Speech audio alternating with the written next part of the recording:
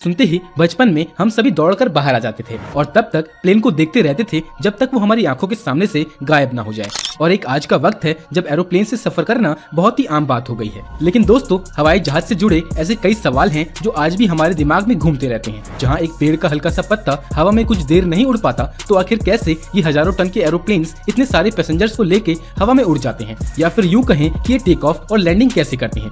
तो दोस्तों, अगर आप भी जानना चाहते हैं इन अनोखे सवालों के जवाब, तो बने रहिए आज की इस वीडियो के आखिर तक। चलिए वीडियो को शुरू करते हैं। दोस्तों, इन सब बातों को जानने से पहले जरा एक नजर डाल लेते हैं एरोप्लेन्स के इतिहास पे। सबसे पहले अगर किसी व्यक्ति के दिमाग में ये आया था कि हम इंसान भी किसी चीज के माध्यम से उड़ सकते हैं, तो वे व्यक्ति थे आर्किटस, जो कि आज से 1400 साल पुराने व्यक्ति थे।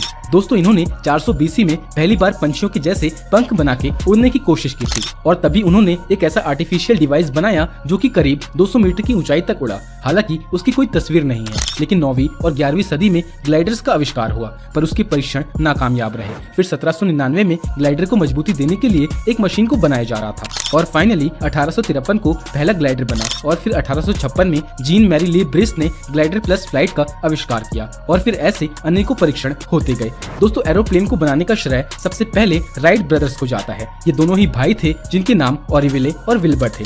इन्होंने सन 1903 में अलग अलग मशीन्स, इंजन्स और पावर्स के साथ उड़ने वाला प्लेन बनाया, जो कि 1905 में उड़ने में सफल हुआ, और ये पहली बार 39 मिनट तक 39 किलोमीटर हवा में उड़ते रहा। दोस्तों, अब ये तो हो गया इसका इतिहास। अब हम आते हैं असली मुद्दे पे कि आखिर एरोप्लेन उड़ता कैसे है। दोस्तों, हवाई जहाज कोई भी हो, उसे उड़ाने के दो फैक्टर्स मेन होते हैं। पहला होता है सक्सेसफुल टेक ऑफ और दूसरा होता है जीरो नेट फोर्स। और सन 1903 में राइट ब्रदर्स ने जिन साइंटिफिक प्रिंसिपल्स का इस्तेमाल किया था, वो थे बर्नौलिस प्रिंसिपल और न्यूटन का थर्ड लॉ। दोस्तों, आसमान में उड़ने वाली कोई भी चीज पर 4 तरह की फोर्सेस अप्लाई होती है। पहली है ग्रेविटी, दूसरी है लिफ्ट फोर्स, तीसरी है थ्रस्ट और चौथी है ड्रैग फोर्स। अब ये चारों फोर्स बैलेंस हो तभी एक प्लेन आसमान में अच्छे से उड़ पाएगा, और इन सभी फोर्सेस को बैलेंस करने में सबसे मेजर रोल प्ले करता है एक प्लेन का डिजाइन। अगर आपने कभी एरोप्लेन के स्ट्रक्चर पे ध्यान दिया होगा, तो आपने भी नोटिस किया होगा कि प्लेन्स का ये डिजाइन पंछियों से इंस्पायर होकर बनाया गया है। और जिस तरह बर्ड्स के उड़ने के लिए उनके विंग्स सबसे ज्यादा जरूरी होते हैं, उसी तरह एक सक्सेसफुल फ्लाइट के लिए प्लेन्स के विंग्स का डिजाइन बहुत अहम होता है। ज्यादातर प्लेन्स के विंग्स का ऊपर का सरफेस कर्व होता है, जबकि नीचे का ढांचा एक क्रॉस सेक्शनल आकार बनाता है, और इसे साइंटिफिक भाषा में एयरफॉइल कहते हैं। दोस्तों, प्लेन्स के कर्व विंग्स हवा को नीचे की तरफ डिफ्लेक्ट करते हैं, जिसके रिएक्शन में हवा का प्रेशर अपवर्ड डायरेक्शन में लगता है,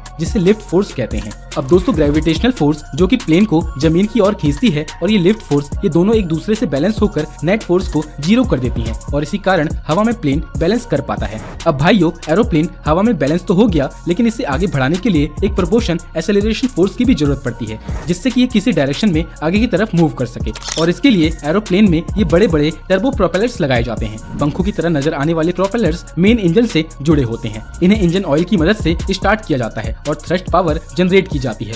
और भाइयों, मैं यहाँ पे आपको ये भी बता दूं कि पहले जहाँ सभी प्लेन्स में सिर्फ एक ही तरह के टर्बो प्रोपेलर्स इंजन हुआ करते थे, वहीं अब मार्केट में 3 तरह के इंजन मौजूद हैं, जिनका नाम है टर्बो जेट, टर्बो क्रॉप और टर्बो फैन।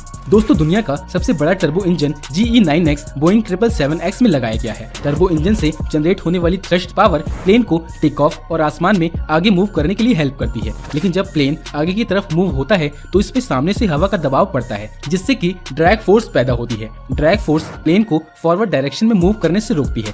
इसीलिए दोस्तों, ज्यादातर प्लेन्स को 33,000 से 41,000 फीट की ऊंचाई पे उड़ाया जाता है, क्योंकि इतनी ऊपर हवा थोड़ी पतली होती है, जो कम ड्रैग फोर्स पैदा करती है। वहीं ड्रैग फोर्स के इफेक्ट को कम करने के लिए प्लेन का एरोडायनेमिक डिजाइन भी बहुत काम आता है। दोस्तों, मॉडर्न एयरक्राफ्ट के विंग्स हाईली मॉडिफाइड होते हैं और कई पार्ट्स में बढ़ जाते हैं, और साथ ही विंग्स के इन पार्ट्स को जरूरत के हिसाब से फोल्ड और अनफोल्ड किया जाता है, जो कि ड्रैग फोर्स और लिफ्ट फोर्स को बढ़ाने और कम करने के काम आता है। और भाइयों, प्लेन को आसमान में उड़ने के लिए एक पावरफुल टेक ऑफ की भी जरूरत होती है, जिसमें आसमान के मुकाबले ज्यादा थ्रस्ट और लिफ्ट फोर्स लगती है, और इसी वजह से टेक ऑफ के वक्त विंग्स के इन फ्लैप और स्लाइडर्स को नीचे की तरफ एक्सटेंड कर दिया जाता है, जिससे विंग्स का सरफेस एरिया और कर्वेचर बढ़ जाता है और ज्यादा हवा डिफ्लेक्ट होने लगती है।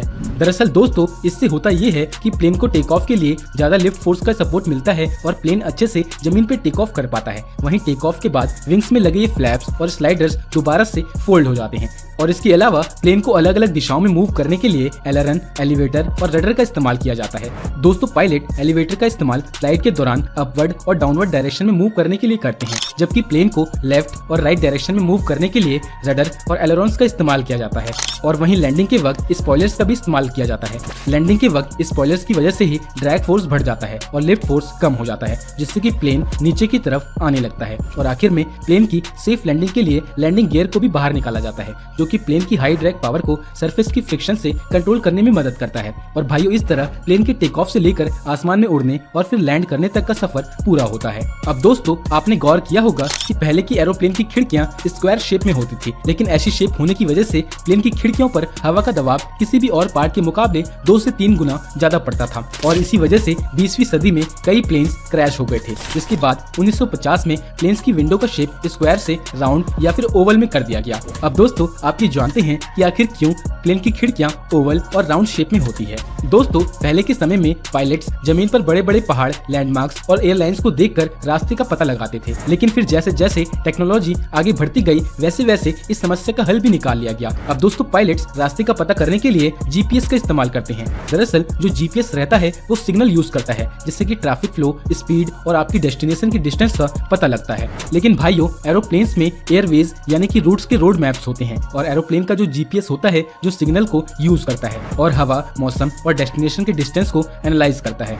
और ये सारी इन्फॉर्मेशन रहती है एक ब्लैक बॉक्स में, जिसमें सारा रेफरेंस सिस्टम डाटा और रेडियो नेविगेशन सिग्नल शामिल रहते हैं, जिससे जो एरोप्लेन्स होते हैं वो एयरवेज यूज करके अपनी डेस्टिनेशन तक पहुंचते हैं। दोस्तों, आपके ज्ञान को बढ़ाने के लिए बता दूं कि ब्लैक बॉक्स को एयरक्राफ्ट नेविगेशन का ब्रेन बोला जाता है, क्योंकि ये बहुत ही ज्यादा इंपॉर्टेंट रोल प्ले करता है एरोप्लेन को रास्ता दिखाने में। एक बार जब रूट डिसाइड हो जाता है तो सारी इन्फॉर्मेशन को फ्लाइट मैनेजमेंट सिस्टम यानी कि एफएमएस में भर दिया जाता है। अब जो एफएमएस होते हैं वो बहुत सारी सिग्नल यूज करते हैं, जिससे कि एयरक्राफ्ट की पोजीशन मेंटेन होती है और एयरक्राफ्ट अपनी डेस्टिनेशन तक पहुंचता है। और वो 2 सिग्नल्स के नाम है रेडियो एड्स और ग्लोबल पोजीशनिंग सिस्टम, जिसको हम जीपीएस के नाम से भी जानते हैं। तो दोस्तों, बस आज के इस वीडियो में इतना ही। अगर आपको ये वीडियो पसंद आई हो तो इस वीडियो को लाइक करें और साथ ही साथ अपने दोस्त और परिवार वालों के साथ शेयर भी जरूर करें। और आगे भी ऐसी इंटरेस्टिंग